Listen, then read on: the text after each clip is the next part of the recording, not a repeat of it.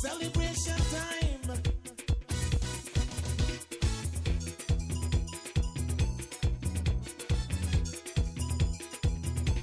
It don't matter what part of the jewel you come from. You da you and me da me. But guess what? All are we the one. See what I mean? Jump and shout all over the nation. We're breaking out with a new creation. Southern Belize boasts some of the best chocolate and chocolate-based products. One man who has been working to ensure that the quality of his products remain excellent is Julio Saqui. He spoke with our Belize Watch team when they stopped in at Maya Center. We will have that conversation after we hear from our partners, the Barry, Shell Belize Limited, B&E Charitable Trust, and the National Gas Company.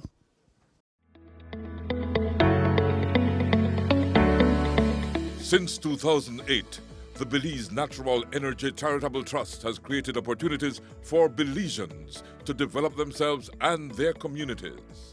The trust employs tools that are intuitive, collaborative, and accessible so that every Belizean is empowered to achieve their full potential. Over 200,000 Belizeans have been impacted because of our various initiatives. The Belize Natural Energy Charitable Trust, empowering Belizeans of today to create the Belize of tomorrow.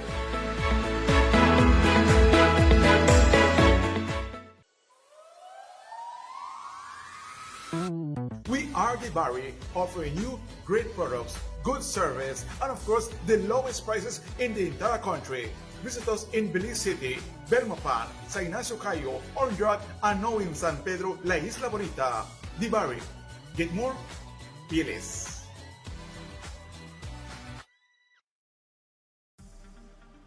Shell V-Power with 3 times more cleaning and friction-reducing molecules. Go well. Go Shell.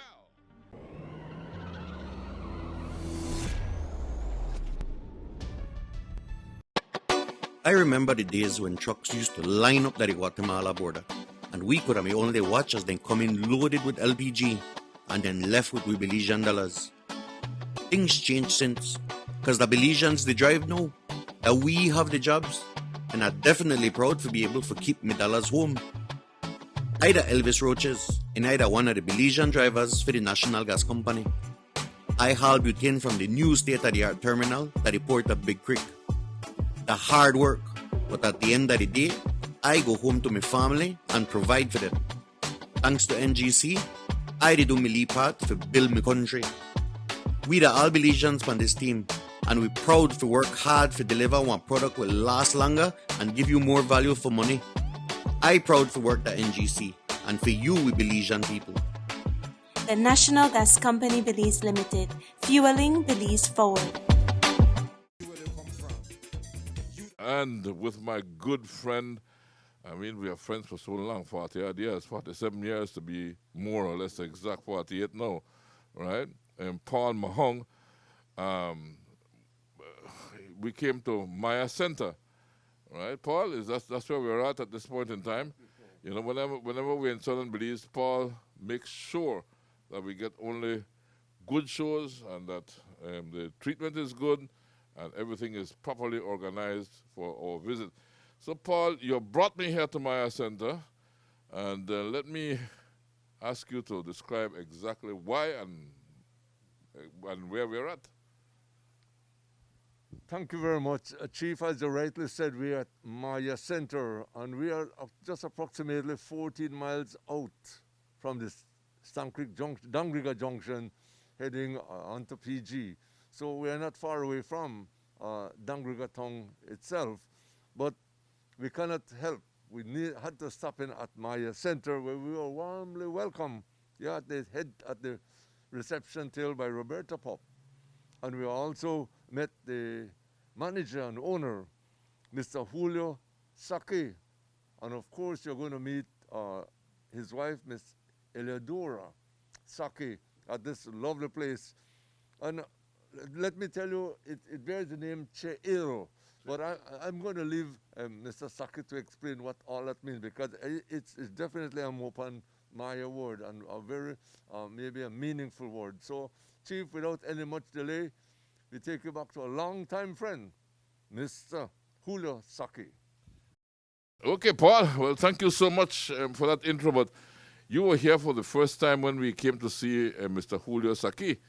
I can remember it was one of the early editions of Belize Watch, right, Mr. Julio? You remember that? Yes, I did. It's about 12 and a half years thereabouts. Yeah, about 12 and a half years ago.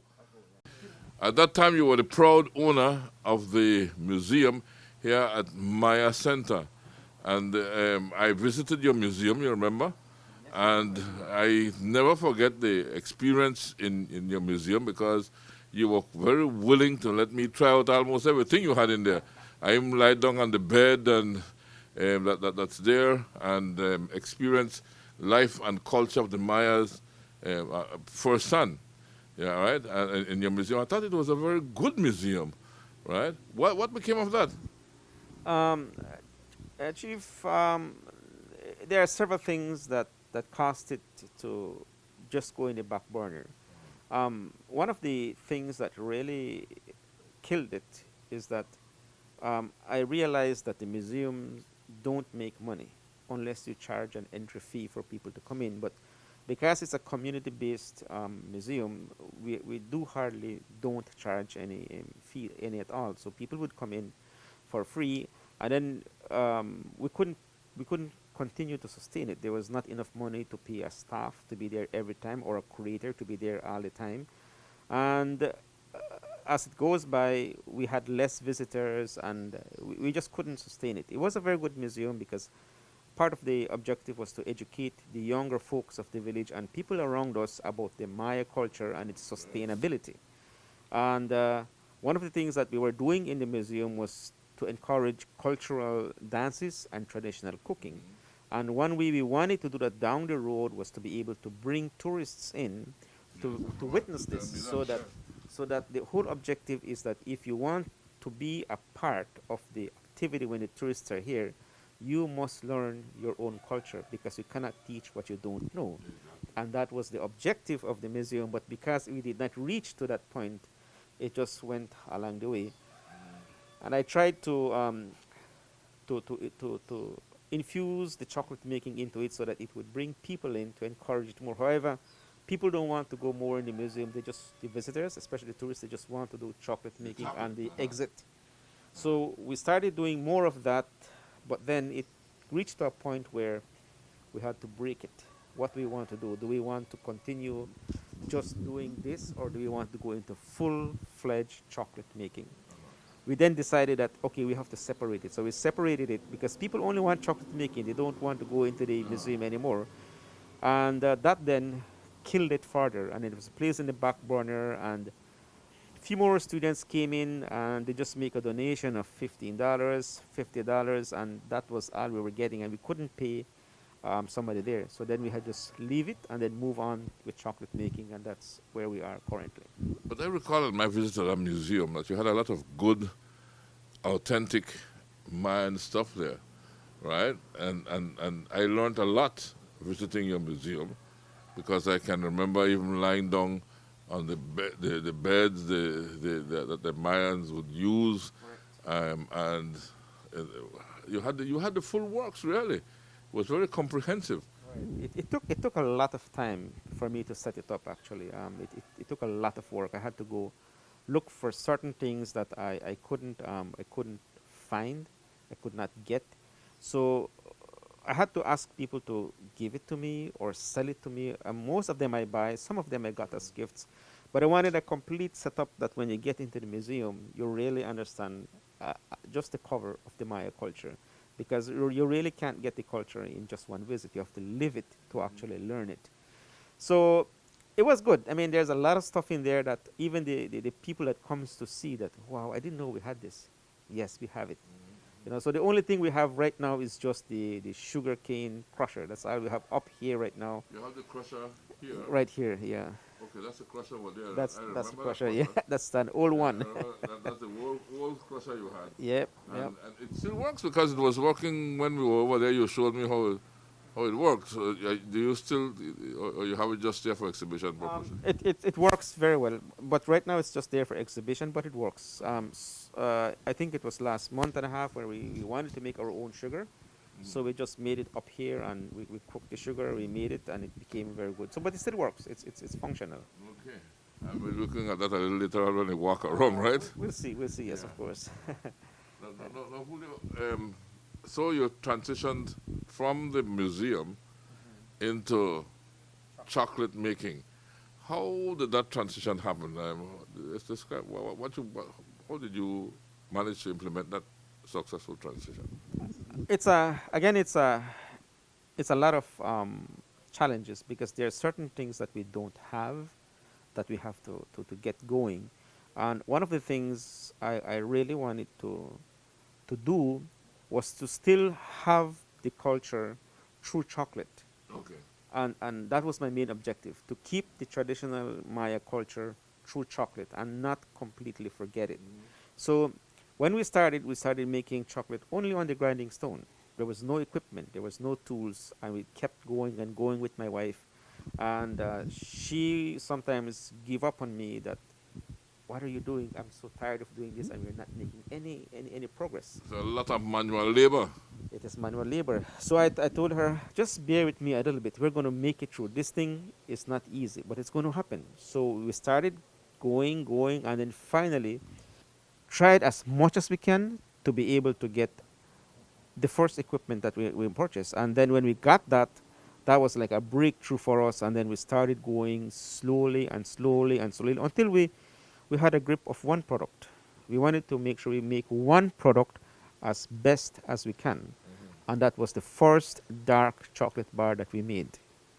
That first chocolate bar meant a lot to me, and I still remember it today. Okay. Because what makes you remember it? Because my late mom was a chocolate maker, but she never make it in bars. She always makes them as drinks. So she was in her bed, and I told her, I want to make chocolate, and I make sure that I make it. I want you to taste one. So that first chocolate bar I made was so good, I went over and gave it to her in her bed. And she ate it. What was it? And she told me, congratulations, I really like the chocolate. And 2 weeks and a half later, she passed away. But I wanted her to taste what she taught me in how to make chocolate, right? Because she taught me. So I wanted her to taste the chocolate. And that first dark chocolate was our first bar, and I was totally excited about it. And then thereafter, we started getting other stuffs, get going, but still keeping it traditional, still keeping it the Maya way, so that we keep using the ingredients, we keep using the mixes, we keep using the blend. So today, we still maintain that. Even though we have a few more equipment that we have, but it's still, the mixes are kept the traditional way. But it's not an easy transition. It has been a lot of work, a lot of dedication, sleepless nights. People doubted me, but I never doubted myself. I knew what I wanted. That's the main thing. Yeah. You don't doubt yourself, that's the main thing. Now, Cheil, right? Correct. Cheil, I'm pronouncing it correctly? You're pronouncing it correctly. Okay, Cheil. Where did you get the name from? What's the meaning of the name? I used to listen to the stories of my late dad about that when he goes into the jungle, he sees people that are just traveling, and then they disappear. They just like sucked into the jungle, and then they're not nowhere to be found. And then I asked him, but who are these people? What are they doing? He said, these are your ancestors. These are Cheil. We call them Cheil because they are wild Maya people. I said, oh, okay, that makes a lot of sense. So he says, because too much people are coming in that are modern with big equipments, they move back into the jungle. So when they come out and they see us, they quickly hide, and we never see them again. That's why they're called Cheil. They're wild. They don't need anything to live. They're like animals. They're wild. And then the other reason where that name came from is that when we walk into the jungle, we go out and say, oh, wow, here's a wild cacao tree. And the wild is Cheil, right? So I said, geez, I can do something. If I name my chocolate now, I will call it Cheil Maya chocolate because it's wild Mayan chocolate. Wild Mayan chocolate. That's where the name came from. Very, very creative, really. Wild Mayan chocolate, Cheil. Yeah, right? That's a Mopan Maya word, by the way. That's a Mopan Maya word. I mean, I don't know what it is in other languages, but the Mopan Maya is Cheil, which means wild. Now, in spoken in Belize, there are several Mayan dialects, right? You have the Mayan Yucatec, the Mayan Ikache, you have the Maya Mopan, you have the Maya Kekchi, right? Those are the four strong ones, right? Those are the four existing ones still that are still used today, are still being among the other people that as a dialect. No, some are still very weak, but most of them are okay. Like especially the Kekchi, the Mopan, and the Yucateca. These ones are more stronger than the rest. Now, how does that fit into to what you are doing? The Maya Mopan, the Maya Kekchi. How do you work all that in through your creating a chocolate that maybe unites all these Mayan cultures? It's not very difficult because it's like how do I say it? Chocolate unifies everybody. Chocolate brings everybody together. So everybody has a different dialect, but everybody knows how to use chocolate. So we come together and we celebrate chocolate. And in fact, I recall before my dad passed away, we created a dance that is called Baktun, and it's only held on the 12th of December, and that is involving a lot of chocolate. So we did feast on chocolate on that particular day. But chocolate brings everybody together. So if you speak Kekchi, if you speak Yucateca, if you speak Mopan Maya or whatever, chocolate is a universal language. So chocolate brings and bonds people together. Now, at the beginning of your transitioning now from your museum, you said you closed on the museum. So as you closed on the museum, you went directly into the chocolate production, or there was a transition period? I went directly into chocolate production. There is a short transition period, like about a year, but the objective was to get into chocolate making. At that time, I was still a tour guide. That was my main profession. I'm trained tour guide by profession, and so I know a lot of people. So when I moved into chocolate, people started coming looking for me because they know the quality of the work I used to do when I was in the tour guiding business, when I was the president of the Tour Guide Association, when I was a trainer for tour guides. So all of these things they know me through, and then when I went into chocolate, everybody just kind of followed where I go because they know that what we're doing is very good stuff. Yeah. So it's not difficult for me. So Shail became very successful right away. I mean, was this building that we're in built as a result of the chocolate, or was it an investment you made? Because with a nice cement building with an upstairs floor, with an exhibition center, you have a factory downstairs, and what have you? How did all this come about, and how long did it take you to get where you're at? What was the journey like? That's a tough question because my whole goal was never to be where we are today. Why is that? It was never something that I thought that would have fall into place eventually. But as I go along, I have a lot of ideas. I have a lot of objectives or wishes. So when I went to the bank and I got a loan to build this house, I always tell my wife, I want to build a big house. I don't like small houses. Just maybe sometime in the future we can do something with it. So when we moved the museum from the other building to downstairs, I gave up the first portion of my building, my living room. That was where I used to be. So that's where we have the Art and Craft Center now. And then eventually I took over the kitchen. We had to give up the kitchen. Then we took over the other room. Then we had to build another building because more equipment keep coming in. And then I realized that I have a difficulty selling the product. And then selling the product was a major challenge for us. So what I had to do is I had to think, how do I make this thing work? And I sleepless nights behind in my desk, writing, putting things down. I said, you know what? It just occurred to me, I keep running after the market. That's why I can't sell. People turn me down, so I cannot sell. Why can't I bring the market to me? How do I do that? How did you do that? And how did I did that is I said, okay, now I'm going to put on paper I'm going to make a tour for tourists that's called Chocolate Making Experience. I'm going to take them to the farm, show them how it is grown, show them how it's processed, showing them everything, and let them do it manually, and then they get to eat the chocolate they make. And that was like pulling the trigger. And that went like a wild message to everybody. And today, almost all the tours in the Stann Creek District, even Cacao area, Belize City, they come looking for us, and we conduct their chocolate tour. So when they are doing their tour here where we are right now, when we are waiting for the chocolate to get solidified in the refrigerator, we have a 10-minute window. And during that 10-minute window, each staff is trained to tell the guest about every product, what it is, how they can use it, and how it helps them and benefits them. And that 10-minute window usually gives us a good sale point. And then when they go downstairs to purchase, they usually buy their products. They buy the products because they have seen how it's made and exactly what you go through. They know now what it is, because sometimes they guests see the product on the shelf and they don't know what it is. But now that they have seen it, they've used it, they made it, now they understand, wow, I can use it, so they buy it.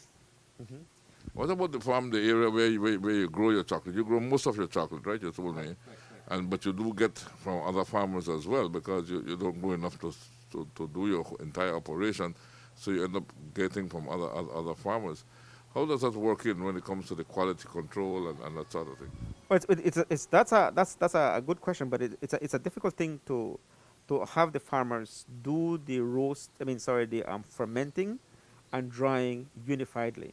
So what we have done is that we have developed our own drying facility and fermentation facility.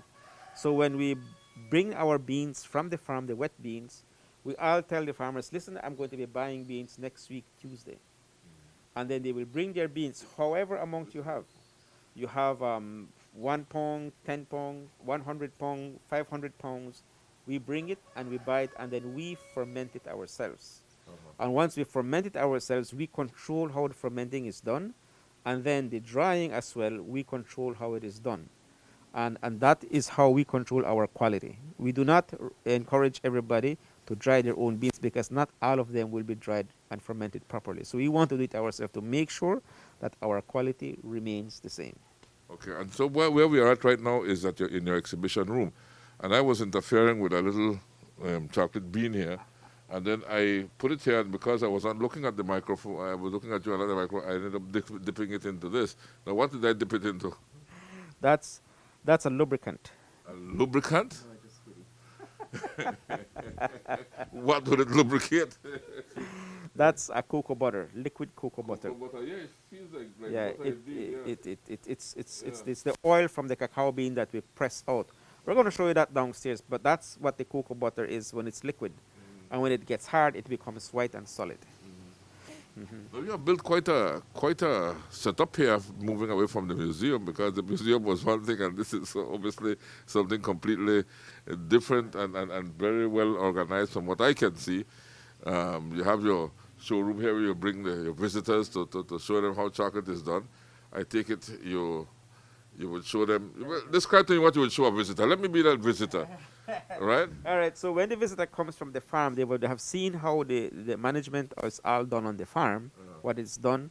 So now they know that we're going to work with dried beans. So we show them how the dried beans, which is actually what we have here. This is the one I was pinching from. So this is the dry and fermented beans, right? And then this is then taken on the clay griddle, which is how it is roasted. We still do some of our beans like this today. And then that roasting is then taken, the roasted beans crushed, and the shells are removed. And once the shells are removed, then we have now what we call the nibs. And the nibs, I need to take back some nibs with me here. And this is the nibs. And these nibs is then what is taken and grinded on the ground on the grinding stone, and then that stone turns it into a paste, which is chocolate. So just telling folks that you don't necessarily grind this whole seed here. No. Right? It's the nibs that right. You have to take out the shells. Taking out the shell, like blowing it's like the chaff from the wheat. Right. You know, when you throw it out, the chaff blows away. You know, and only the nibs, like in this case, the nibs stay. Then that is what you use to make your Correct. chocolate. That's what you make the chocolate with. And then it's grounded, then you add all your ingredients on the stone, keep grinding for about 45 minutes, non-stop almost, and then you get the result as fine So chocolate. the stone is really the old technology, original technology. That's the old technology. Yeah. Today we have commercial machines that make it, which is what we're going to see downstairs. But traditionally, this is what the visitors would come and see. So in this room here, we can hold 45 people seated comfortably. But we don't do that. We keep it only at 20 persons maximum because of COVID. restrictions. Right. And it's aerated, it's ventilated. There's no reason why there should be any concern for that. Yeah, so There are no ACs or anything like that that will recirculate the same air. It's all natural ventilation. it's all natural. This is the idea now, so that because this used to be our restaurant area. We did. Oh, you had a restaurant too? We still do restauranting, but this time only on order, and we don't want to open up as a restaurant in terms of having 4 or 5 people seated. We now take only 20 persons and upwards. So we only deal with groups now, because that way it works the while, and then you don't lose any food, and then you still make something to be able to pay your staff. Because honestly speaking, this place employs only people from within Maya Center Village. This is where all our employees comes from. How many employees you have? Currently, I have 5 working for us. 5, so it'll be 7, including me and my wife. But there's 5 people that are not living in the house. And your product, Mr. Saqui, where does it go? Well, like I said, Who distributes your products? nobody distribute. I have no distribution currently. I don't have. That's what I'm going to be working on, because I've reached a level where now I have to hand over the production and management to the staff that I have. Now I have to start to look outside on marketing the products that we have. But currently, all the product we make are purchased. 85% of them are purchased by the visitors that visit us. Very good. So if you are selling 85% just to visitors, then you don't have much to sell to the rest of Belize. No, not much trouble at all. I must say I am blessed, and the resorts and tour operators, they keep supporting us, and I have to say thank you to them, because they play an important role. That if it was not for them, I think we would have fallen on the cliff a long time ago, because COVID really killed everything. But even during COVID, we were working slowly behind doors and trying to ship things out to them, because they want it, we have to give it to them. Yeah, well, that would have been my next question. Right? How did you manage during COVID? And you just told me you had to keep on going. You have to work, because we cannot be like the corporate businesses where we just relax and sit on what we have. We don't have that. We don't have that luxury. We have to be able to work. So I have 1 staff will be coming on a shift base, and we work slowly behind closed doors, and we get some orders. Okay, we need 50 bags of this, or 40 bags, or 30 bags, and we work slowly, and then we just deliver it to them, and it's shipped to them slowly, and then that's how they get their product. Did you have to lay off any staff because of COVID? No, I did not lay them off. I just asked them, okay, we're going to go on a shift basis. 2 weeks, everybody gets 2 weeks. 2 weeks in, 2 weeks out, 2 weeks into, until we can float. And today, I must tell you that when we started in December last year, we had to switch back to full-time daily work. It's back full-time. I mean, everything is full jingle. Sometimes we don't have enough time to finish the work that we're doing, because we have people that are placing orders for us. So we keep going. Yeah. Well, very good, Mr. Saqui. So you'll show me more or less, well, we have already discussed what we have in front of us. The types of cacao, right? The different varieties of cacao you have here. So when you eat the chocolate, Our team gets a closer look at Saqi's operations when we come back. Since 2008, the Belize Natural Energy Charitable Trust has created opportunities for Belizeans to develop themselves and their communities. The trust employs tools that are intuitive, collaborative, and accessible, so that every Belizean is empowered to achieve their full potential. Over 200,000 Belizeans have been impacted because of our various initiatives. The Belize Natural Energy Charitable Trust, empowering Belizeans of today to create the Belize of tomorrow.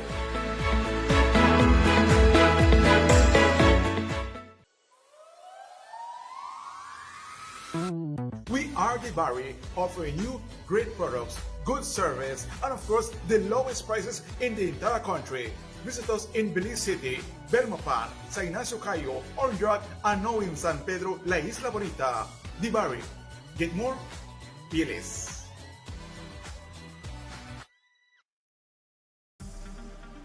Shell V-Power with 3 times more cleaning and friction-reducing molecules. Go well. Go Shell.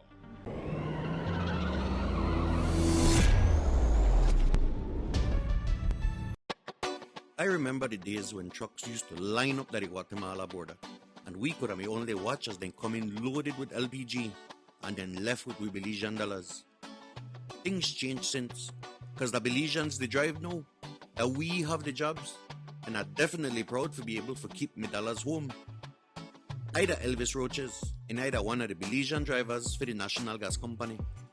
I haul butane from the new state-of-the-art terminal to the port of Big Creek. The hard work, but at the end of the day, I go home to my family and provide for them. Thanks to NGC, I did do my lead part to build my country. We the all Belizeans on this team, and we're proud to work hard to deliver one product will last longer and give you more value for money. I proud to work at NGC, and for you we Belizean people. The National Gas Company Belize Limited, fueling Belize forward. We have moved from upstairs to downstairs, and this is where you have the heart of your operation, right? Beside harvesting out in the field, you process what you harvest here. Right in here. Yes. So this used to be, like I was telling you, upstairs where my living room was, and this used to be the first room where I make the chocolate on the grinding stone along with my wife. That now has been renovated to set up our newly established ice cream shop. So we now have ice cream shop where besides having chocolate, because what we're trying to do is we're trying to sell all the chocolate we can make in however different form we can. Into powder, into soups, into dishes, into ice creams. So I realized that ice cream is, wow, one of the things that the tourists really like. So then we don't have any problem selling chocolate ice cream, any at all. So this is newest addition to our establishment, the ice cream. And you do additions to the chocolate ice cream. In other words, chocolate ice cream with orange or chocolate ice cream with...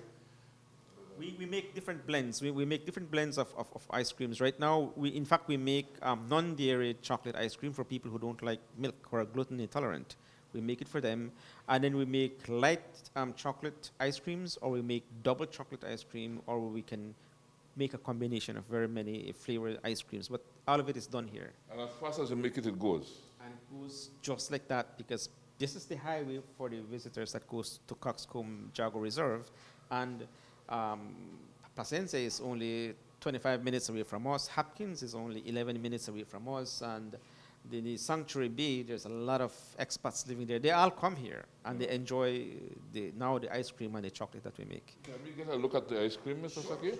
I would like to get a look at the ice cream and maybe taste one or two, so we can see what varieties you have. So currently we're making only ice creams in cups right now, because what happened, we cannot keep the soft serve going because we don't have too many traffic going in like every time. But once they come in like in a van load, and then they buy. But right in here we have the most popular flavors we keep, like the strawberry, and then we have a combination of chocolate and strawberry. Can I look at it closer? Yes, sure. Let's open it up. Let's open it up. In fact, we're gonna. Why don't we taste it? Take one and let's taste it, and take one of each, and let's see what's going on. Okay. Yeah. So that's your chocolate and strawberry ice cream. Chocolate and strawberry. Yes.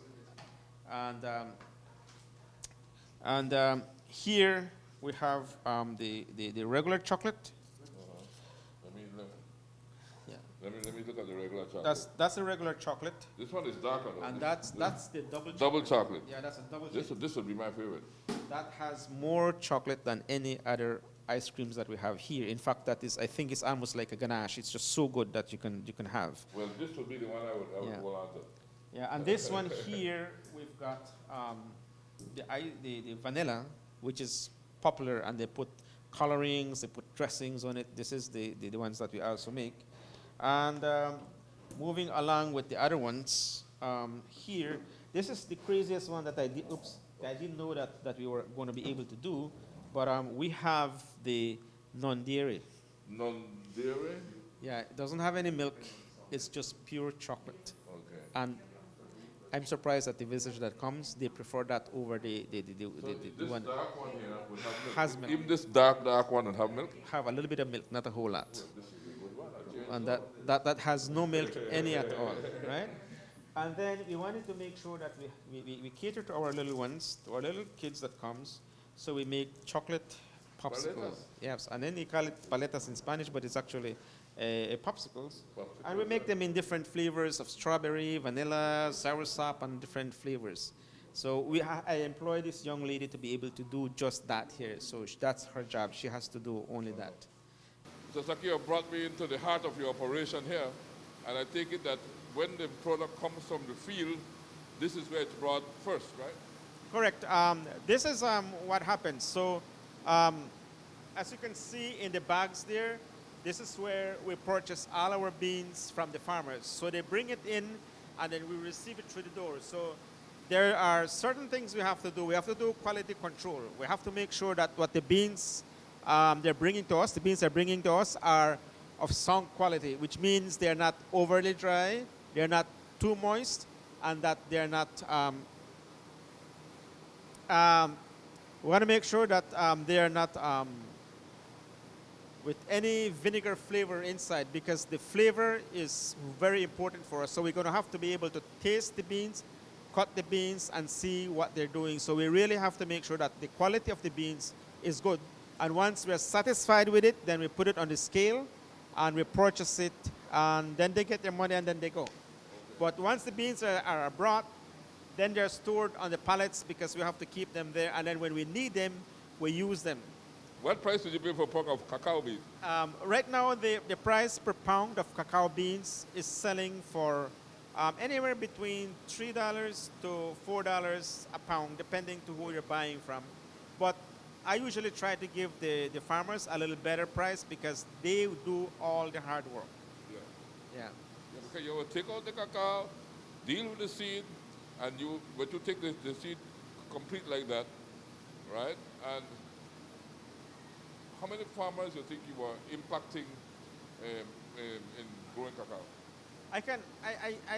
In the community here, we have 8 farmers, and they all sell to me. So they are very happy that we are buying all their beans because they don't have to go out and look for a buyer.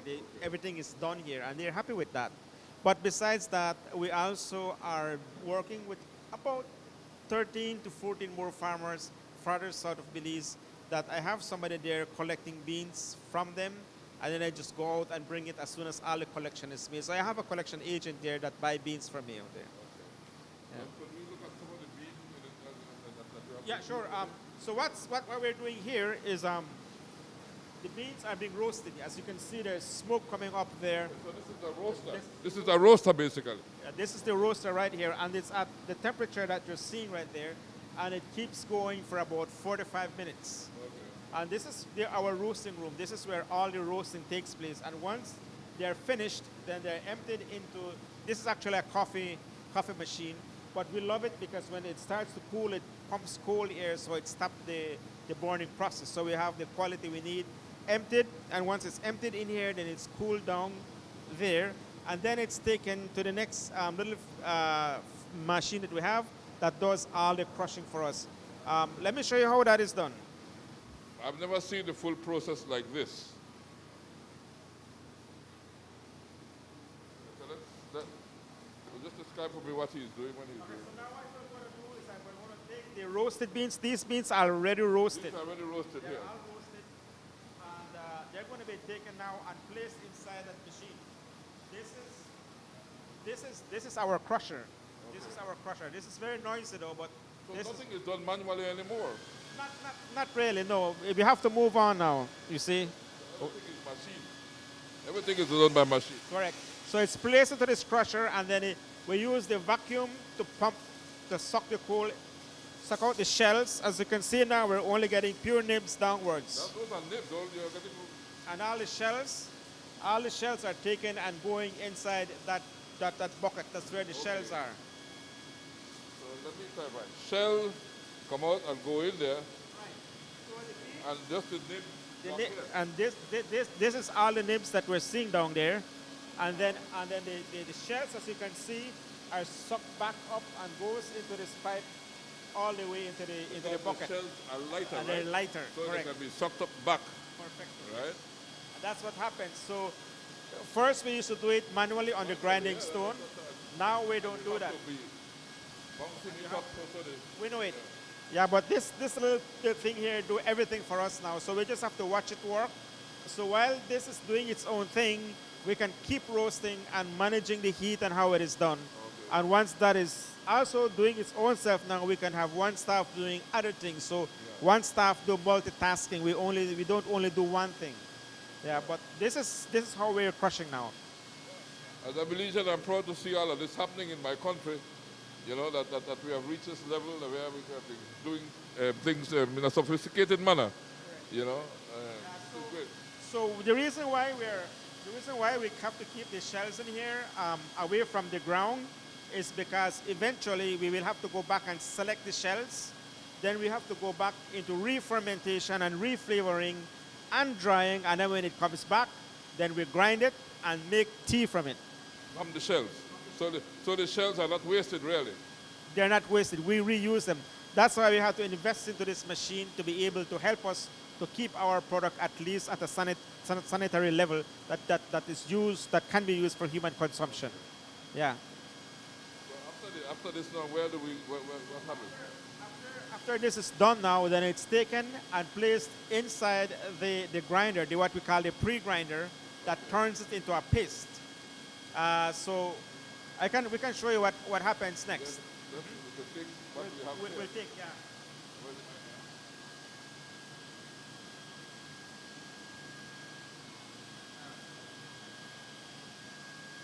So you can see these are nibs, right? These are all clean nibs now. These are very clean. They totally are clean. You can see a very small amount of shells. Right? It's just a small amount that has been done because there's more in there still yet, you know. So we just stop and so we go to this.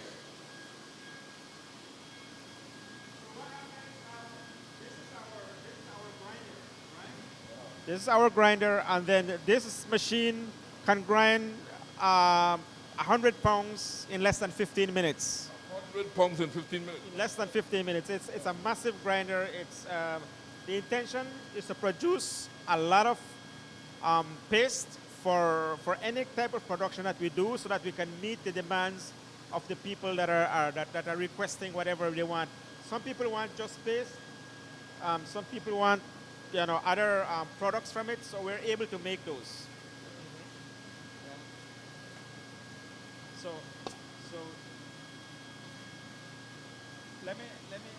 They pour this in, right? Let me do it. Let me pour it in. All right, so let me show you what's done here. This is the grinder. So now we're just going to turn this off, turn it on. All right, and then let me get the beans. Okay, let me. Yeah, you can pour it in there slowly.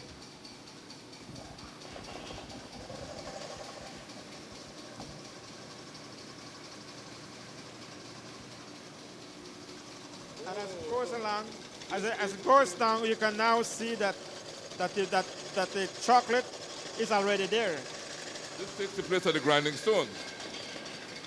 This now takes you can say the place of the grinding stone, but really what we're trying to do now is, because the machines next that grinds it and refines it cannot do it into bigger chunks, so we need something to refine it for it. So this is stage of refinement. the first stage of where we are. So as you can see now, this is fairly liquid. This is a paste. Can I touch it? You can go ahead and touch it and taste it if you want it. This is fairly Can I?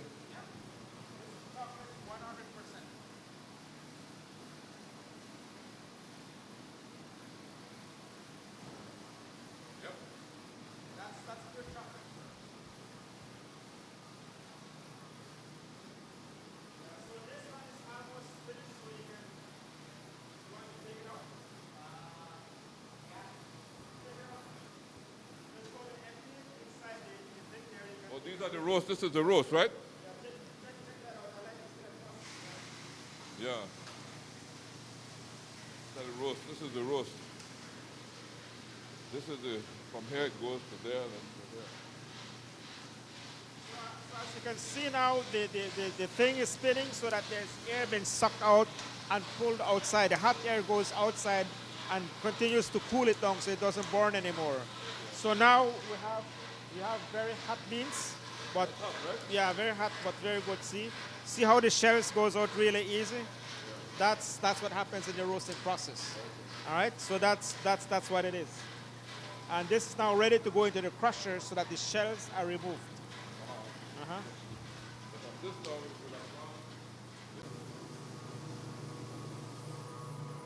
And so from there now, that's the preparation room. Right, so this is what takes place in this room. So from the grounded paste that we saw, they all go into these machines. Okay. They all go, right? So here, if we That looks rich. right, so this is now what happens. The beans that we grounded inside the machine comes and it's placed inside these what we call the crunching machine. Yeah. And all they really do is just constantly roll over and mix it into smaller molecules. And once it becomes so fine to the smallest micron that your tongue no longer feels it, then it's usable.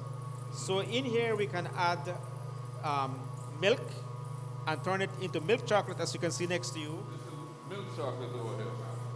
So this is milk chocolate you have here. This is milk chocolate. This is milk chocolate right here. All right. This is ready to be used, so we're no longer spinning it. Okay. All right. Or we can add sugar to it to make it as a semi-sweet, 70%, 80%, 62, whatever percent dark you want is the amount of sugar that you add into it. That is all we add here. We don't add anything else. All right. How much will I get out of a pot of It depends. The way we make it here, we get 720 bars for this. from one pot? Here, from this one pot. And you sell the whole 720 just like that? Wow. Like that, yeah. People love it. It's the quality of the production that we make here. We don't rush anything. We don't make anything go fast. We take our time to let it take its own time until it reaches the level that we're looking for. Everything has to do with your tongue. You have to take it, taste it, and if it is there, then you stop. If it's not, be patient. You will get there. That's just what chocolate is. Chocolate needs a lot of patience.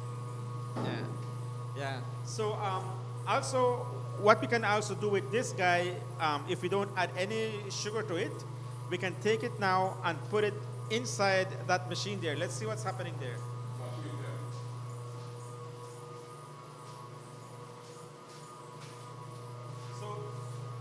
So now you can see that this machine is doing the very crucial part of our production, which is separating the oil from the paste.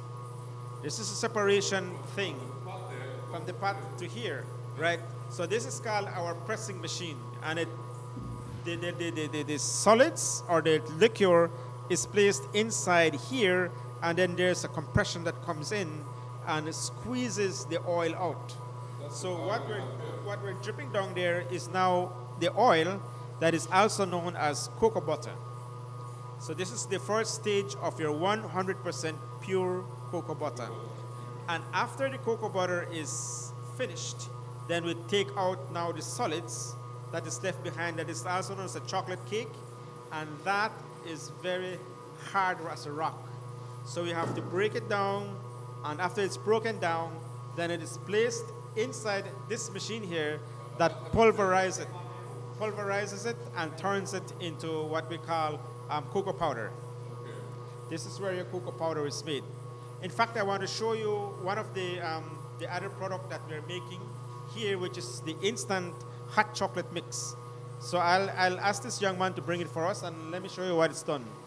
Hopefully it works, because sometimes if they're not ready, again, the machine gets stopped, we clean it, we go again. Life is beautiful. We never give up.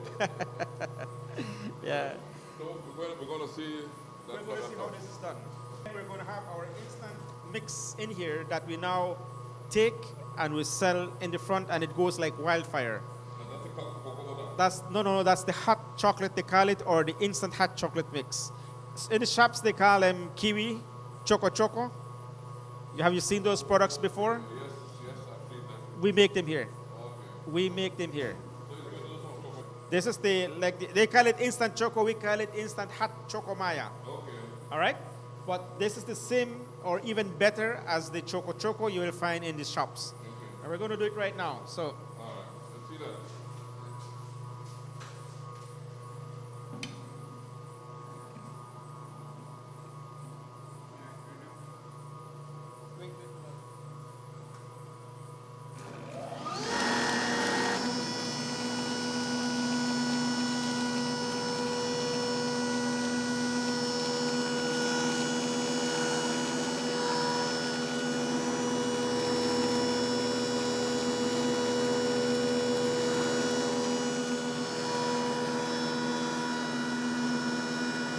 so it keeps grinding it and turning it into dust.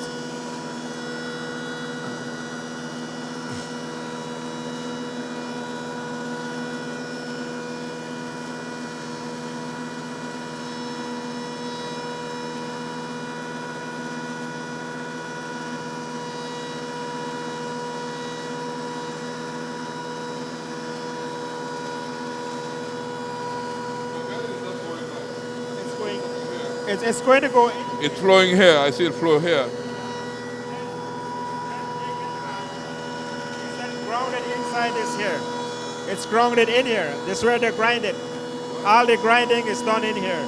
And this is just the air so that it doesn't get too hot. It cools it down. Yeah. And then eventually It's like milk. So it goes in there. That's where the milk goes.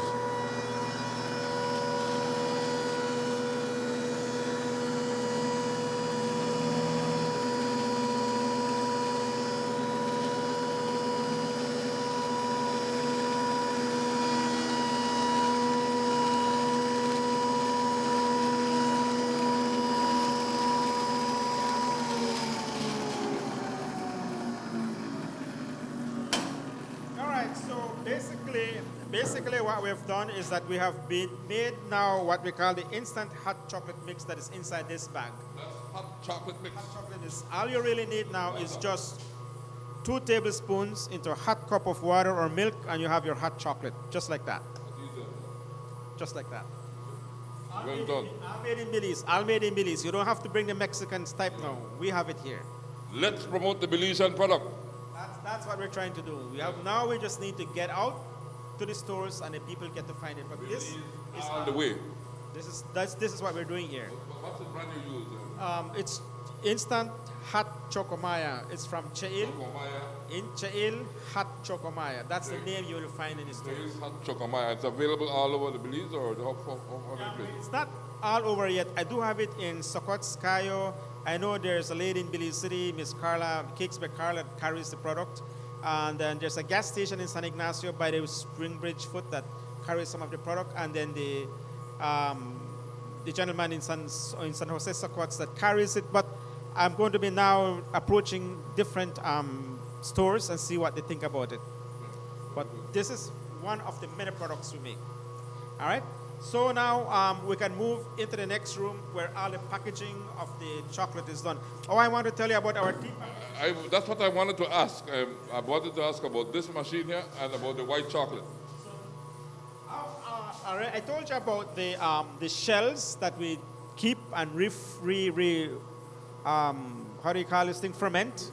We blend, flavor, and bring it back out into a dry form, which is now packed in by this machine into tea bags. Okay. So also like with the tea, to put So you just put it one serving and you have cacao tea.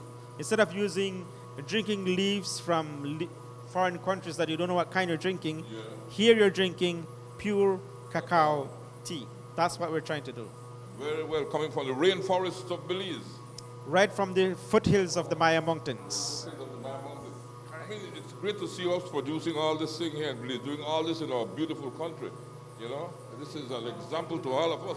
Yeah, there's a lot of things that local Belizeans are producing. The only difficulty we have is that the people, the masses of the Belizean public, do not support our product. But once we get the support from them and they keep patronizing us, the little money that we make from it, we keep bettering our equipment, our fine-tuning our production until we reach or surpass the level of international standards. I'll tell you something. Me personally, I stop by foreign chocolate. Right? I buy just Belize chocolate. The first thing I look for, where's the Belize chocolate? And I buy that because I know what I'm getting when I buy chocolate that is grown here, made here, and prepared for my consumption here in my own country. This is what we mean, keep the dollars at home. This is exactly what we should be doing. So I don't drink any more products out of the shelves that I can make here. Very soon we're going to be starting to make little mini pockets. So when you go to the hotels and fine 5-star hotel, you will be getting them into your bedrooms. So we'll make them eventually. That's what I'm looking at now. I already have everything made, just the packaging I'm looking for, and we're set to go. Yeah. And I see you doing white chocolate as well, no? Yes, yes. So the white chocolate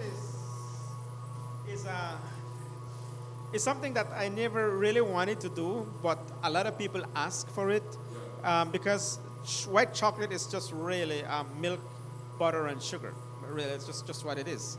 But it tastes like chocolate because the oil that comes out of the pressing machine is what gives it that flavor. So now we're making a lot of it because people keep asking, I want white chocolate chips. That's what that is. So I want them for my cookies, I want them for my dressings. So we then make them, and then now we have this lady in Belize City, Miss Carla. She keeps asking, I want it in red, in blue, in pink. Now Valentine's is here, we want Valentine's color, so we can make our chocolate red, blue, green, whatever. This is the base here. So we make all of her chocolate now. Yeah. So this is white chocolate. This tastes really good. I like it. Eventually now I'm beginning to like it. So I think I'll make more of it. I'll be honest with you, until I'm proven otherwise, my bias is to that dark one over there.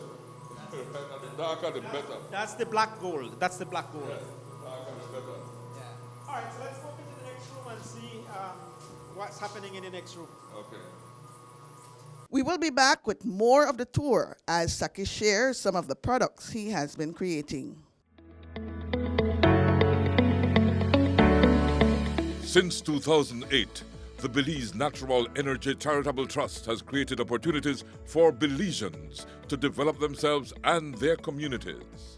The trust employs tools that are intuitive, collaborative, and accessible so that every Belizean is empowered to achieve their full potential. Over 200,000 Belizeans have been impacted because of our various initiatives. The Belize Natural Energy Charitable Trust, empowering Belizeans of today to create the Belize of tomorrow.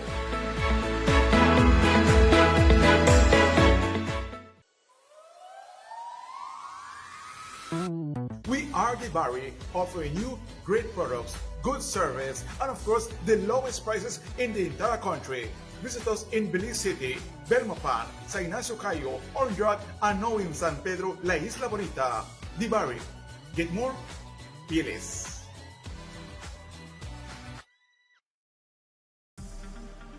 Shell V-Power with 3 times more cleaning and friction-reducing molecules. Go well. Go Shell.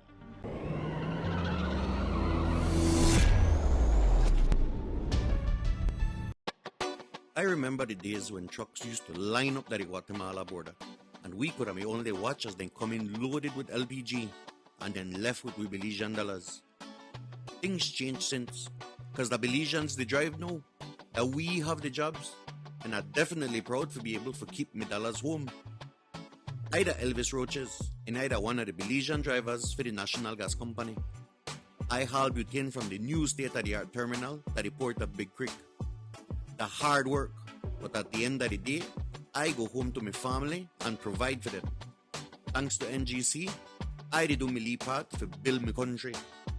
We the all Belizeans on this team, and we proud to work hard to deliver one product will last longer and give you more value for money.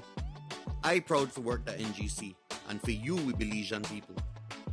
The National Gas Company Belize Limited, fueling Belize forward.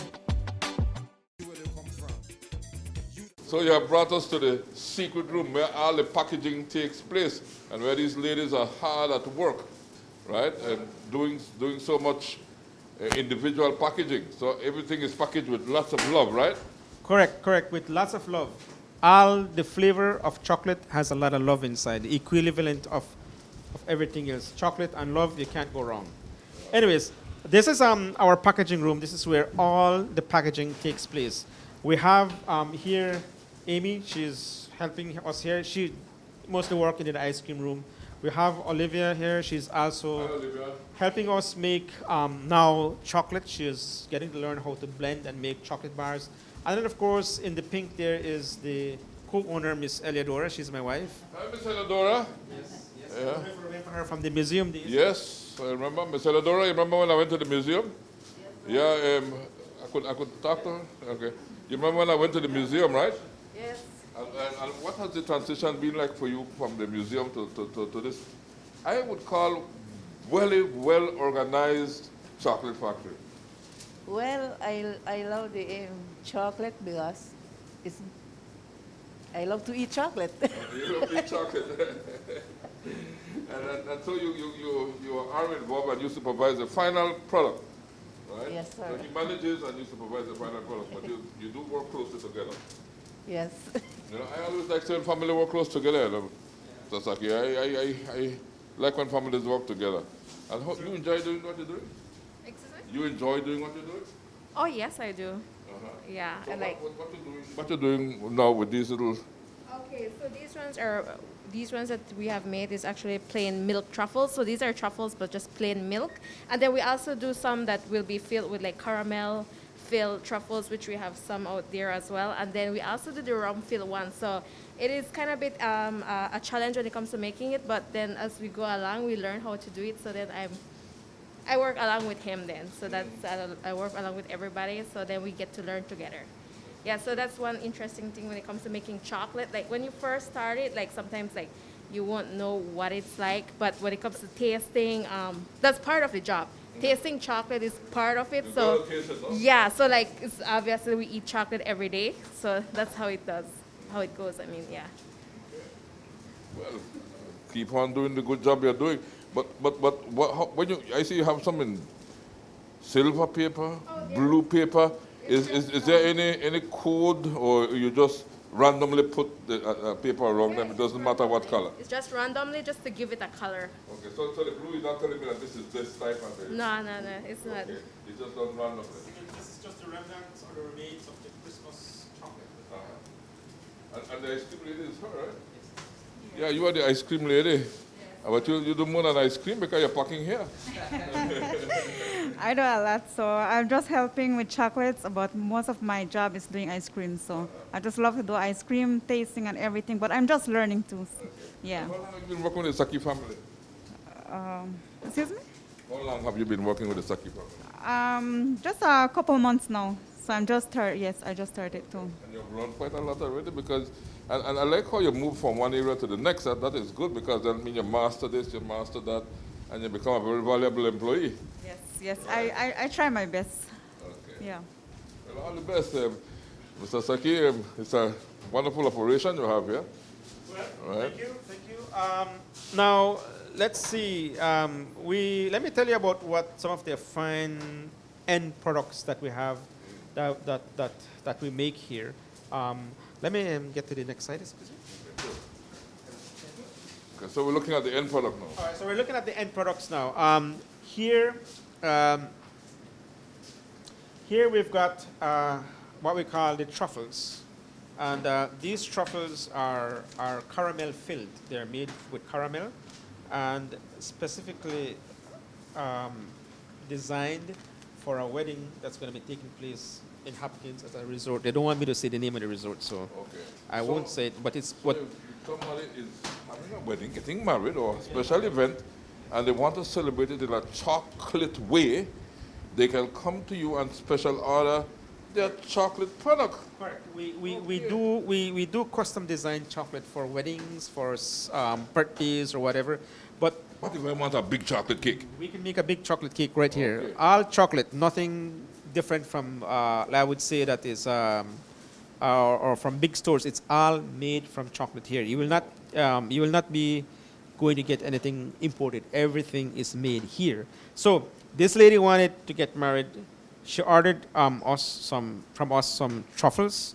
So these ones are caramel filled, and she wanted designed like how they would get them at the stores. So all of this is for her. We're not quite finished yet, but this is going to be for her. So I guess these are for the guests, no? I Those are guess. going to be for the guests. So we're waiting for the labels to come in yet, and the labels will be added around it with the name of the person's getting married, so then they will be more special, and then a little ribbon will go on it and all these little decorations. But we make it. We also make chocolate. Let's say you have a resort, you have a business, and you want to treat your customers. We can make little mini chocolate with your name on it and our name on the flip side of it, so that we need the publicity as well. So we can do that as we've been doing it before to other resorts, and we keep doing it. So if I want to say, here's a run of your never chocolate, you could do that. So I could design my own chocolate that I would like to see, and You can take a picture. We can take a picture and put it on it with Love FM on next to it. Yes. Little mini ones, and you give it to your special people. But we can do that. And it's a love chocolate. Yeah. So let me just show you what is happening in here. I hope I can open this. I know they seal it properly, like seal it to the point where okay, this one is open. Yeah. Yeah. See. Yeah, So let me use this little cutter and let me show you what it is. All right. We take out one like that, and then you take this beautiful knife and you go right across it. Whoops. See. Look at the inside of the chocolate. Yeah. Now you can go ahead and taste that. I don't know if you want to give Paul Maybe we give Paul a little bit. Right? It's up to you if you want to give him. Oh, there he goes. Look, the bigger portion. But that is what caramel-filled truffle is. All right? And then we make... An idea for your wedding, Chris. Yes. Then we make other chocolate in different varieties. This is just a little bit of what we do that we have in stock currently.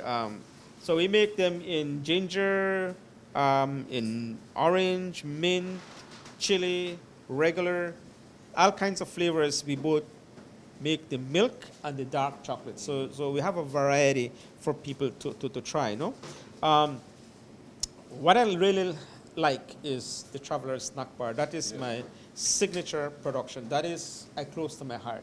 Hold that really close to my heart, and all the ingredients are close to my heart. Okay. So That you is won't talk about what's in there. This is the secret. Yeah, I can tell you what's in there, but the ingredients is top secret. I came up with it, and I like it, and it is selling like wildfire. It tells you here, you know, but I think you must have left out something, right? Yeah, a lot of the other Because it says cacao, cacao mass, right? Cacao butter, milk, peanuts, cane sugar, and vanilla. But you say the secret is not. That's just a portion, a little bit of what is in The there. real secret is not there. Yeah. I want to be able to cut it so you can see what it is. Okay. And then we can share it. We can have a small chocolate party, right? So instead of buying a Snickers, you buy this because this is made here. Made here. Yeah. The beautiful part about this is that there is no ingredient that is synthetic. Everything is so local, all made from Belize. All right. So see, now it's coming out. See how beautiful it is coming out. Yeah. See, and we can just put it on there. See. Wow, it looks good, isn't it? So now you can take your knife and you can cut it if you want. Two. See, look Go ahead and look at the inside. It's just so much more similar to that of Snicker bars.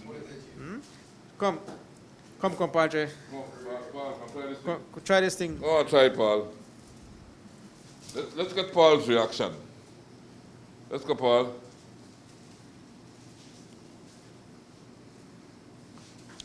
Chief, this is really magnificent and delicious. Even more delicious because I know it's locally produced from organic cacao. The taste is unique, Chief. It's far superior to any other chocolate I've tasted that I have to buy anywhere many years ago when I had to import it. That's right. This is premium. This is good. Yeah. So we got to salute all our Belizean chocolatiers, you know, and those who are trying to replace what we are importing.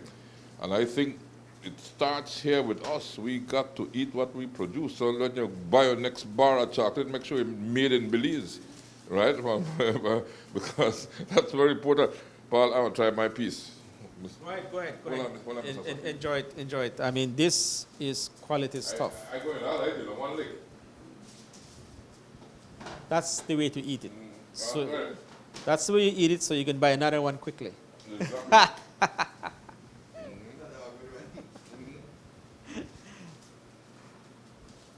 The blend.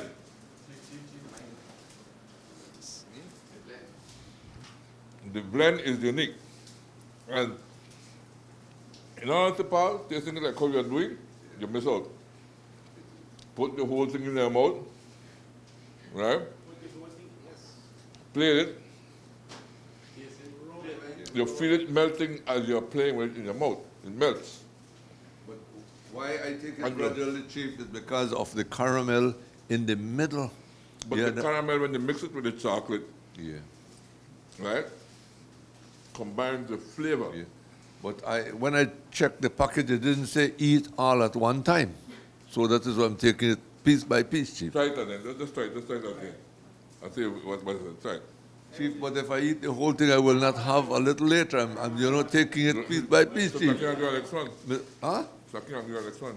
Will you sign the contract, Mr. Saqui?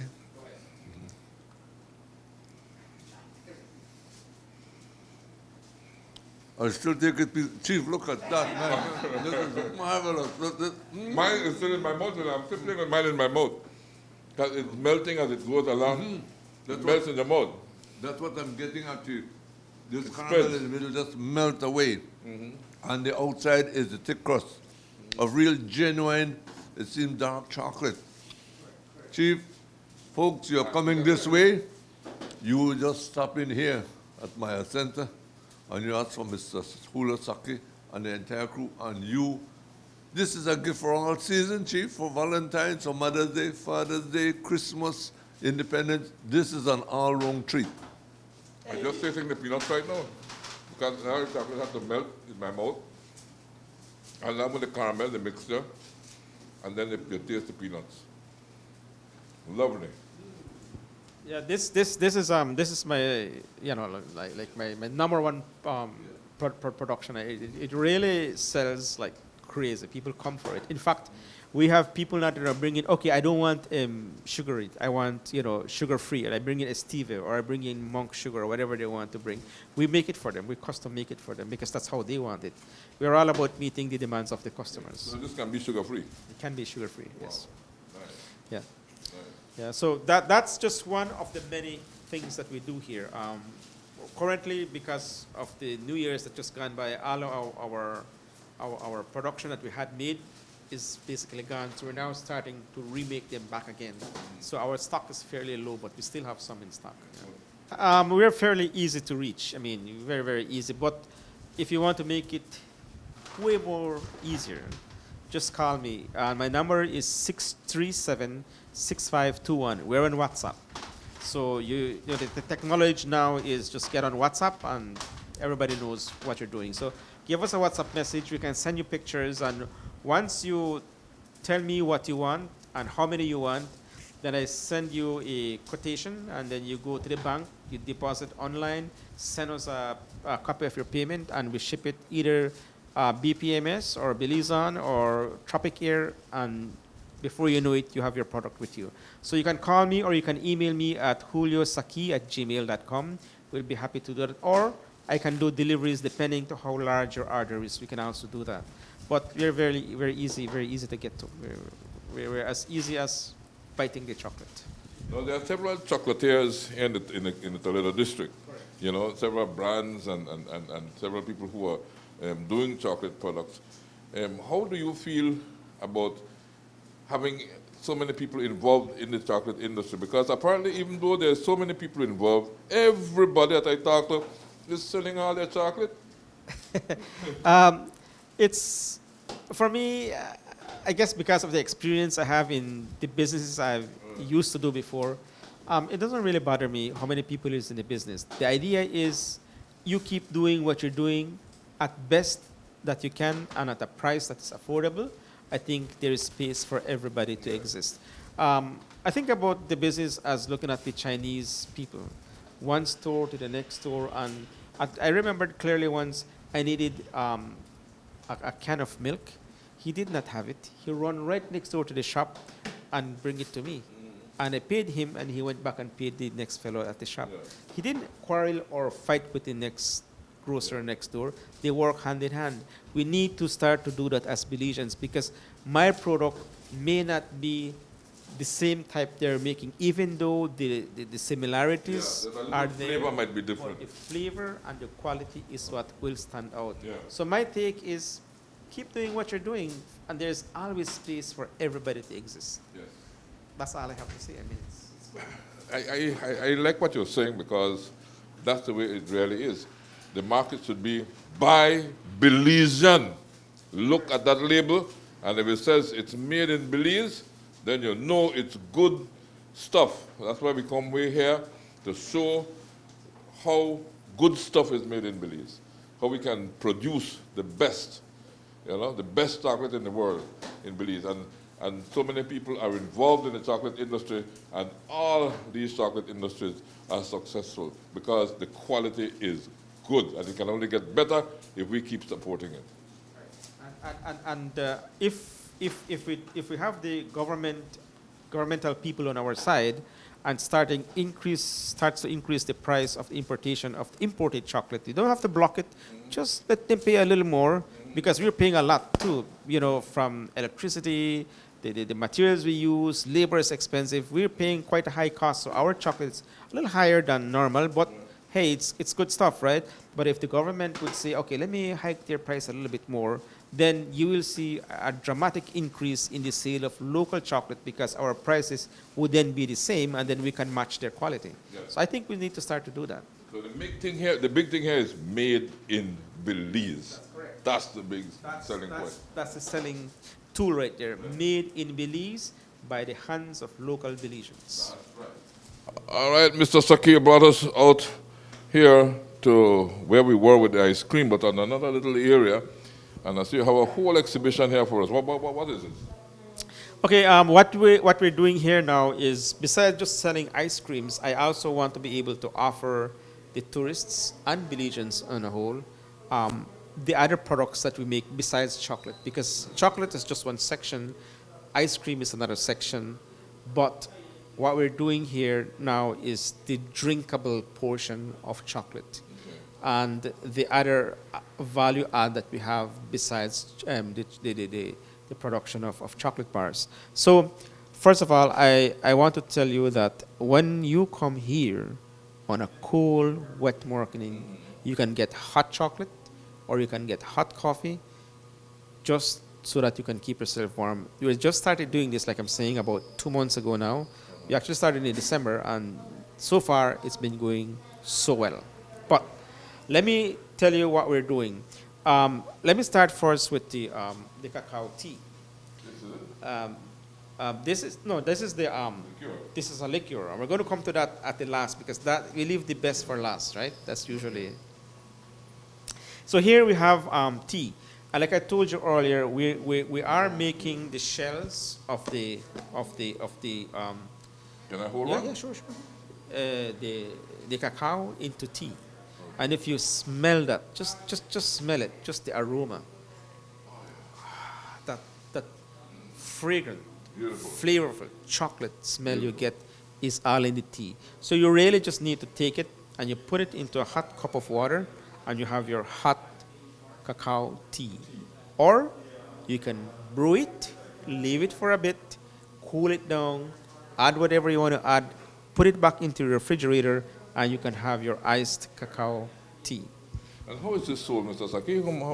These are sold into little packets of $5 for the bag that brings 12 servings. Okay. That's very reasonable. Yeah, so we sell them in little bags of 12 servings per bag at $5. Okay. And people are buying them now. I know that there's a store also in Hopkins that sells the dry end product of our product, which is the tea, the cocoa powder, the nibs, the hot chocolate mix. They buy all of them and they sell them to the visitors there.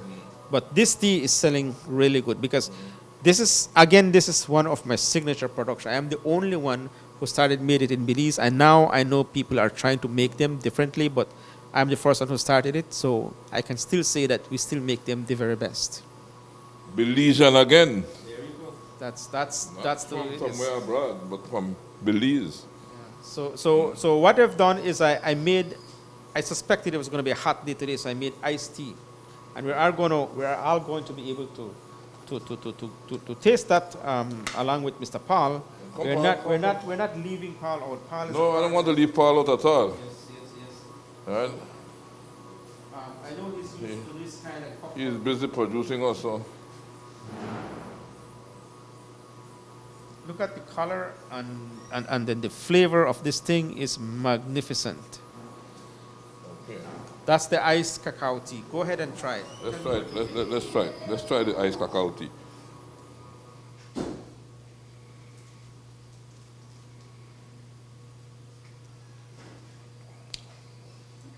Nice.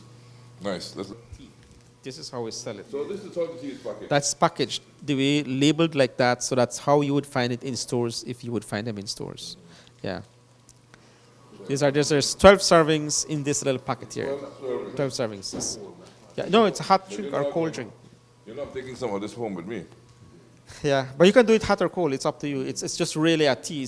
When you go to the stores or restaurants and they offer you iced teas, just brew the tea and they cool it and they give it to you. So you pay more for it, Yeah. But it's the same thing here. And what about exports? Are you exporting? No, not yet. Exportation is a little challenging. There are many things that we have to fix before we get there locally. I mean, we have to have certain standards that we have to meet. The reason for that is that because we have to sell to the American market, the American, the requirements is so high that it's blocking they have to come and certify you. Right. They're blocking your product into their country. So they make sure they give you a very high standard that if you meet that, you're absolutely good, then you can make the market. Otherwise, it's difficult. So we're not there yet. I'm sure with a little more work being done, refining, fine-tuning, it can be out there because it's good product. Yeah, excellent product. Yeah. All right. So that's for the tea. That's for the cacao tea, all right? And that's what it is, how it tastes. I mean, I have an extra cup there, right? So one of the other things I'm doing is I want to be able to sell the traditional Mayan chocolate. People love hot chocolate, but they have not yet tasted the traditional way, the Maya people. They only hear about it. 90% of the tour guides that come, they only talk about it, but they don't even know what they're talking about because they haven't tasted it yet. So part of my goal here is to be able to offer this to the tour guides and also to their guests by having it here for sale. When I was in Nicaragua, I saw a place that sells only chocolate in different form and in different drinks. And guess what? They have the traditional Maya chocolate there for sale. And it is selling like crazy. People are buying it because you know why? First, the name Maya flies like crazy. It's gold. And then the quality of how they make it is so good, and it keeps selling and keeps selling and keeps selling. So I said, well, you know what? I'm going to have to do mine. And that's what I'm doing today. So what's the difference between the chocolate we were seeing in there being made and this traditional Mayan chocolate? This is different. This is first of all, have local spices added to it. That is pure chocolate. Okay. There's nothing added to it. This have spices added to it, and then it's prepared on the clay comal. Not the metal one, but the clay comal. So when you're roasting it, that smoke that goes over the beans give it the added flavor it needs.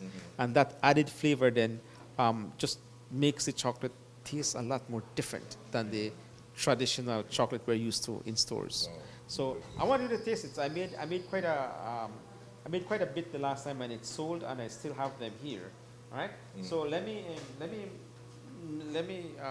give you a little bit of it, and then you can tell me what you think. I know Mr. Paul is close by now. He really is beginning to enjoy this, right, Mr. Paul? Yes. Right. So this is the traditional. Let's pour it out. Shake it up a little bit. There's a lot of goodness at the bottom.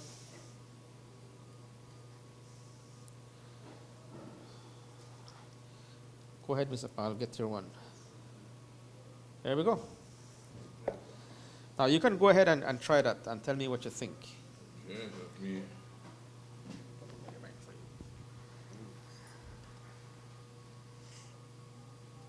I know Mr. Paul know about this. He meets this. I know the difference. I've had it in some homes. Correct. In the district. So, but the thing is, you cannot buy it commercially. But now we're trying to make them to be able, You can't get it commercially, but I've been to several homes in the Toledo district, in Mayan homes, and they've been given the chocolate in that way to drink. So then this is just the regular hot chocolate that you would get. They will tell you hot chocolate, and they charge a lot of money for it. That's just what that is. And except that I wanted to taste the Maya traditional one, because this one you can't get anywhere except here, or other little homes like you're saying. Go to a home and but that's what it is. So the whole idea here is to be able to bring out the Maya culture through chocolate, and you can still appreciate chocolate while you're enjoying the culture. It works two ways. I heard Mr. Saqui mention about adding spices. You don't mind sharing with us the type of spices, because there are a lot of varied spices in the Mayan culture that people cherish, and they're very nutritious. So I don't mind if you would like to mention some. Yes, for sure. I can tell you a few that we add in there. I know we traditionally in any home you will go, they will tell you they add black pepper, they add cummins, they add allspice seed, of course, and then of course the semi-over toasted chocolate that makes the blend. But that's what we have in there. Okay. Excellent. So what do we do next? And then the last one I want to show you, which is I think is the real thing here, is that fella there. Can you read the label on it? Belizean Valley, my Belizean Valley chocolate liqueur. Okay, my Belizean Valley chocolate liqueur. Nice name. Yeah, that's similar, or I like to compare it to a product that can flash in your mind what it is. It's similar to that of Belize. You find the Belize liqueur, it's similar. But, this is made in Belize. My Belizean Valley liqueur. Yeah. All right. So there's alcohol in it. There is alcohol in here. So this could replace a Baileys, that's what you're saying? A product like Baileys. Yes. Let's take it out of the country and let this be the king. Yeah.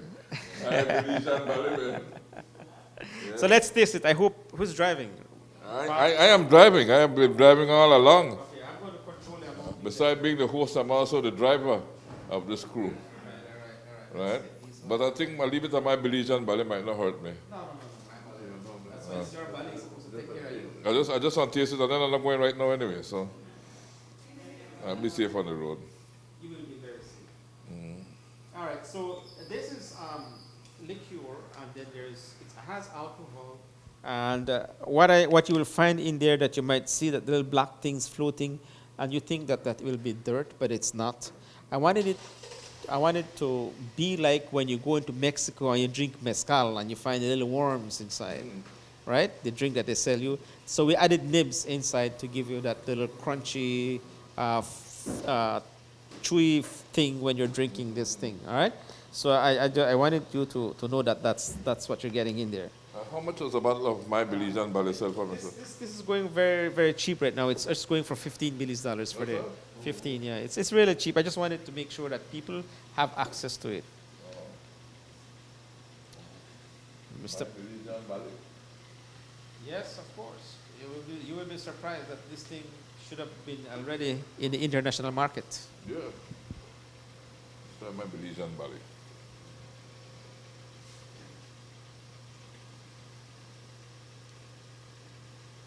Yeah, man. Yeah, man.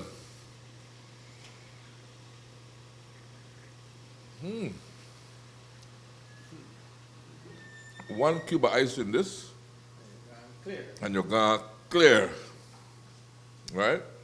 Make the cameraman try the man is the man who just swallow, you want to see.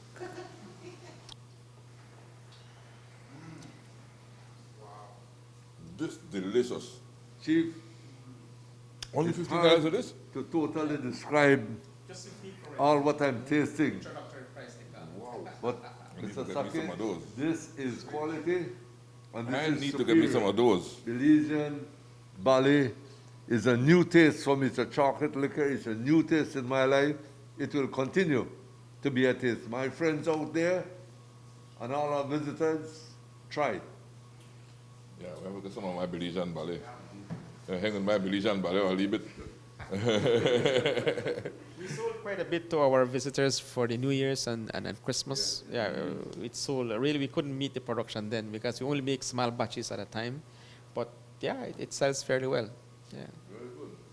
Mr. Saqui, I want to thank you for all of this. This has been wonderful. So we are now in the final stage. This is what the first thing you'll see when you walk in, right? Right. Which is your showcase, where you showcase the final product and where the final products are sold. Correct. This is the place where you spend your money. There's no limit to how much you can spend. Yes. So we welcome that spending here. But this is really where everything takes place. The first thing you're going to see when you come in and the last thing you'll see when you leave here. Okay. So let me tell you a little bit of now the product that we have for sale. So we talked about the cacao tea earlier. So we have them in tea bag form. And we have them in the tea bag form. And also we have them in the loose tea form. This is the loose tea form. So you can, okay, So we can this put is a now, teapot right, you and, percolate into coffee making machine or your French press. So let's say you have a restaurant and you want to produce a lot of cacao tea for your guests. This is high concentrated, so you just need about 4 tablespoons to 12 cups or 15 cups of water, and you will have very good quality. 4 tablespoons to 15 cups of Yeah, water. this is powerful. That's powerful. So this is mostly designed So for for people. 1 lead cup, like keep that in my house, and I just want to drink 1 lead cup now, 1 cup at a time. I just have to take 1 lead half a spoon. Half a spoon and you're good. Okay. Yeah. This is the cocoa powder. This one we already made, so we're not doing in the machine. But this is the cocoa powder here, and this is what a lot of people are looking for when you're making pastries, chocolate cake, black cake. This is the mix here. Or you want to make hot chocolate drink. This is it here. If you're making pastries, ice creams, this is what we used to make our chocolate ice cream with, the cocoa powder. And that's what that is. This is selling for $12. It's an 8-ounce bag, so it's $12, right? And then we have on the bottom portion, there are the raw cacao beans, the roasted beans, and the cacao nibs. So this is what we have a little bit, and then a little bit of the cocoa butter left here. Yeah. Yes, you touched it earlier upstairs in the liquid form. Now this is what it is inside the bag in its solid form. So this is what people would mix in other stuffs and sell it into bottles as cocoa butter lotion. But really, that's the raw product right there. When you say cocoa butter, milk, cocoa butter, this is what you're talking about. Yeah. Yeah. So then we move on to the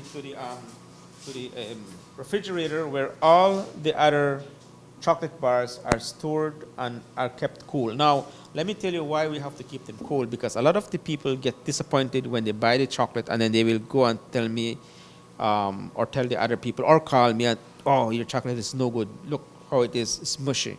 It melts. It breaks. True, because you know why? Our chocolate is so pure. It does not have any fillers, any hardeners, or anything as such. chocolate that you will buy, I don't want to mention any commercial company name, but any other chocolate you buy out there that is not Belizean, that is brought from the outside, and you hold it in your hands together, Belizean chocolate, Charitable chocolate, and then you hold it, this commercial chocolate, this guy starts to melt a lot quicker, while here you keep holding on and it's still there. You can actually start to build a house on it and it will be still there, because you know why? There is a lot of synthetic false stuffs in there for you that keeps it hard. Right. A lot of preservatives, a lot of hardeners. That's not chocolate. That is not real chocolate. So categorically, you don't use any preservatives at all? Not at all. Everything is just so pure. That's why we keep them in the refrigerator. That's the best way to keep them, so you can have them at its best. Okay. Now you can take them home and then they will melt a little bit, whitish on top, but it doesn't change anything. It just changes the looks, but the flavor is still good. Just the appearance will look a lot more differently. Okay, excellent. Right? So this is our chocolate box here. And the other corner, on that corner, is all arts and craft by the ladies of the village. Some of the ladies in the village, and they bring their arts and craft here for sale. I don't have anything to do with arts and craft. That's not my thing. My thing is chocolate. So when they talk about arts and craft, talk to my wife. She's in charge. These are the ladies' thing. Yeah, but I want to just say thank you, man, for coming. I mean, it's a pleasure. Well, thank you for having me. I don't know what else to, or how else to thank you, but maybe more Belizean ballet would do it. But really and truly. I think more Belizean ballet, I'll carry that with me though, you know, because I have to drive. But I'll tell you what, Mr. Saqui, I want to thank you so much for receiving me here. I enjoyed the experience, the chocolate experience here with you. And of course, seeing where you moved from the last time, about 10, 12 years ago when we spoke, when I visited with you, to where you are today, you know. I'm happy to see the transition, the progress that you have made over the years. And again, thank you for receiving us. And my thing would be, when you think chocolate, think Belizean chocolate. You go and look for chocolate in the stores, look for the Belize chocolate, right? And once you see that, you know you're getting good stuff. That's why we come here and we go through exactly what our chocolatiers in the Toledo district are doing. Toledo chocolate ranks among the best in the world. And Belize is about love. Chocolate is about love. We love the taste of chocolate, and so we choose chocolate, but chocolate of Belize, right? So, thanks for choosing love. Mr. Saqui, thanks for choosing love. Thank you. Thanks for coming. Okay. It was a pleasure. Happy to have you. Anytime, please come back. We'll always be here. Maybe adding something new again down the road. You never know. Okay. So you'll be seeing and hearing more from me. And Paul will close us out now. Chief, my heart is full of gratitude on behalf of the team, especially to Mr. Julio Saqui and his lovely wife, Eleodora, and Dora, and the entire staff.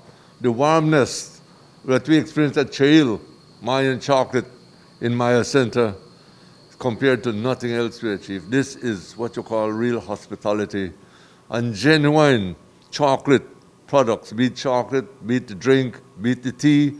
I think, Chief, we can all be proud of what Mr. Julio Saqui and family has at Charitable. And it's a strategic location, Chief. Because if anybody heading from Belize City or from the north, heading down to PG by road, you need to pass at Charitable at Maya Center. You will see the big sign, Coxcomb Jaguar Reserve sign, right there. It's so close to the roadside. Heading into Dangriga, to Hopkins, to Placencia, to Independence, anywhere in the southern part of the country, I think stopping in at Charitable, Mayan Chocolate, is almost compulsory because you don't want to miss it. So, Mr. Saqui, to you and your wife, Ms. Eleodora, and the staff, all the best. Thank you so much again. Before we finally go, I just want to introduce you to our young man there. He's in charge of all the tours that deals with the tourists, that does the tours. That's Roberto up there. He does all of that. So, yeah, I just want to say hi to him. But, yeah, thank you all for coming. Roberto, give us, before we go, a quick overview of the farm and the tour, what the tour is like. Because we did not do the tour here. So, Roberto, maybe I can ask you before we leave to give us a quick overview of what a tour would entail. So what we do here is basically when you come in, you sign in with us. Then from there, we have a farmer that takes you on the farm, show you everything that you need to know about chocolate, show you the trees, show you the fruit. You also get to taste the fruit. From there, once you're done on the farm, you come back here. Upstairs is where we take you to show you how chocolate is made the traditional mine way, which is using stone and not using any machines. So up there is all manual making of chocolate. You also do get to participate in making chocolate. And at the end of the session, you also do get to taste the chocolate that you all help in making as well. Yeah, so those are what we really do here when it comes to the chocolate sessions, yeah. Well, thank you so much, Julio. Thank you for visiting us, and we're happy that you came here to visit us. Yeah. The pleasure is all mine. So next time, like I keep saying, make sure it's Belizean chocolate, okay? Made in Belize. I'm proud of that. Made in Belize. Wow, it sounds so good, so pretty, so nice. Belizean products. Belize Watch. Knowledge of the past, impacting the present, building the future.